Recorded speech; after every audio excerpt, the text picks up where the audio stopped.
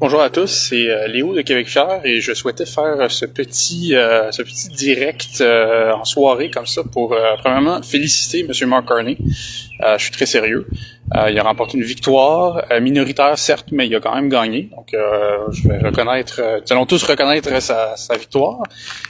Et évidemment, Donald Trump, je pense, a joué un rôle très important dans cette victoire, l'hystérie autour de Donald Trump. Par contre, pour être honnête, Monsieur Carney a aussi eu l'honnêteté de comprendre que, en fait, la population canadienne voulait essentiellement le programme conservateur. Et donc, il a copié le programme conservateur, ce qui montre son intelligence.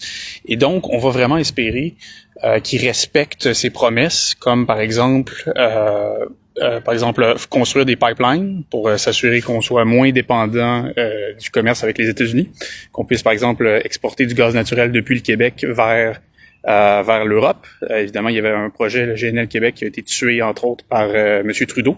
Donc, on va vraiment espérer que Monsieur Carney prenne une approche différente là-dessus. On va espérer, par exemple, sur l'immigration, il a promis d'être plus responsable que Monsieur Trudeau, de maintenir l'augmentation de la population à 1% environ, donc ça voudrait dire à peu près 400 000 immigrants. C'est trop à notre goût, mais c'est mieux que ce qu'on avait sous Trudeau. Donc on va espérer que M. Carney soit plus responsable de ce point de vue-là. M. Carney aussi a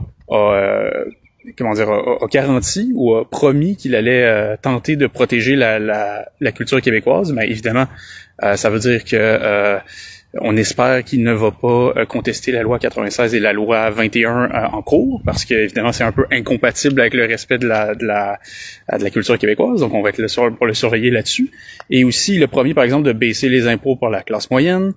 Il a promis de ne pas creuser le déficit, sauf pour, entre guillemets, investir au Canada. Donc, on va être là pour vérifier ça, encore une fois, au cours des prochaines années. Et M. Carney a aussi promis de bâtir 500 000 logements par année, ce qui est très ambitieux.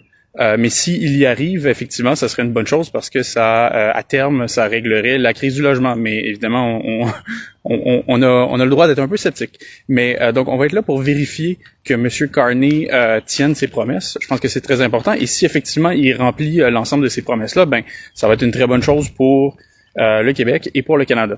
Donc, on a décidé de prendre une approche de bonne foi. On va voir ce que M. Carney fait. On va espérer qu'il soit moins, que ses politiques soient moins néfastes que celles de son prédécesseur. Et on va être là pour le surveiller si effectivement il ne respecte pas ses engagements. Donc, félicitations, M. Carney, pour votre victoire. Et on espère que vous n'allez pas trahir vos promesses, essentiellement voler du programme conservateur, mais c'est pas grave. Il y a une expression qui dit l'imitation est la meilleure des je paraphrase ici, mais l'imitation est la meilleure manière de témoigner de son admiration, quelque chose comme ça. Donc, écoutez, Monsieur Carney, on espère que vous allez imiter les conservateurs jusqu'au bout. Donc, bonne soirée à tous et merci.